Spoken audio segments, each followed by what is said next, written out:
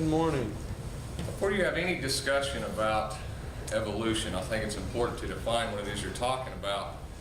I think most people in the general public who would even say they believe in evolution really don't understand what they believe. There's even scientists that will tell you that that's how we all got here, was through this process of evolution. Really don't even fully understand what they're saying most of the time. When we talk about evolution, or when evolutionists talk about evolution, they're normally talking about this macroevolution, one species changing into another one, which we're going to talk about in depth. But before you get to that point, there's a lot of other forms of evolution that had to take place.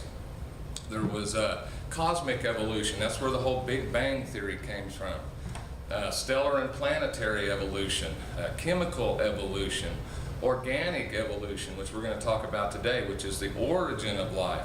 Before you have any kind of evolution to take place, we had to have life get here spontaneously somehow, didn't we? So we'll talk about that a little bit this morning.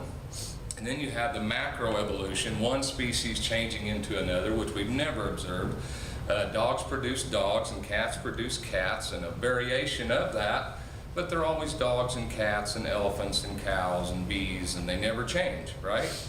And then there's what's called microevolution, which is really, and I don't really like that term, and a lot of creationists don't, but the fact is it's scientific. Microevolution is simply variation within a kind. And every time nearly a scientist talks about evolution being a fact, that's what they're talking about. And then they believe that given enough time, you can extrapolate this idea into a species actually changing into another species. The magic ingredient is nothing more than time.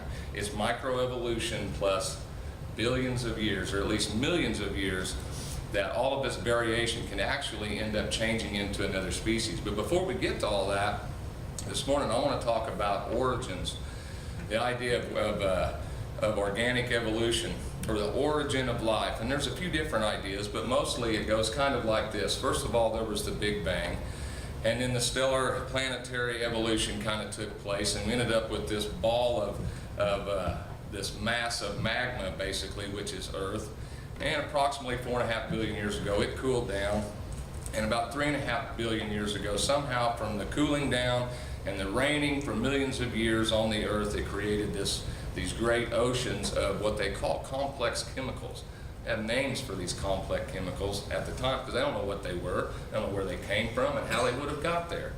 But evolution teaches that they're there in these swirling oceans, these great oceans that were on the Earth. And somehow, in some mechanism that we have no idea how, these chemicals begin to bump together, and some of them were attracted together and they would stick together. And through all of this nonsense, we ended up with a molecule that somehow ended up into a self-replicating molecule. None of this has any basis in science whatsoever.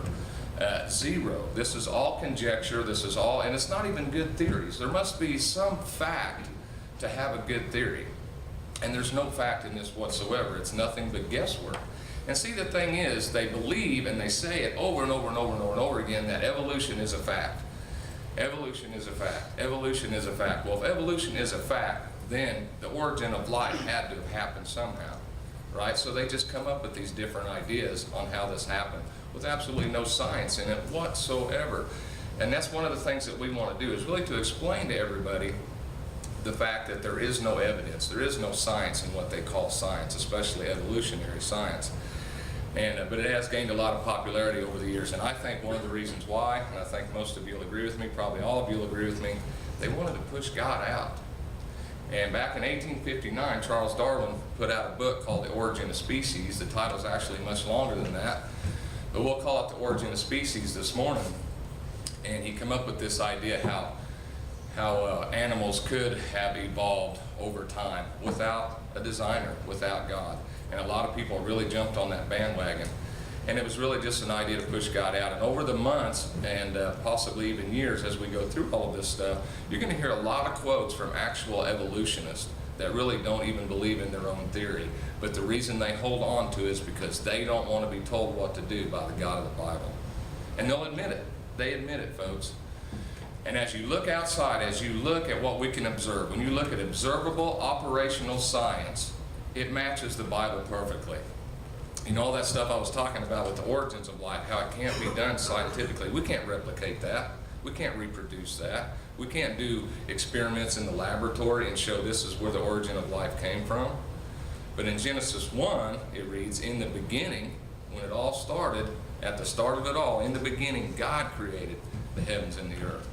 Now that makes sense. God said He created the heavens and the earth. He created the earth special. You're never going to find life anywhere else in the universe. I don't care how long you look. It's all right here on earth according to the Bible. So if we stand on the Bible, we know they're never going to find life anywhere else, right? He did it in 6 days, and He said He created everything after its kind, after its kind, after its kind, to reproduce after its kind. Let me ask you a question. What do you find in nature?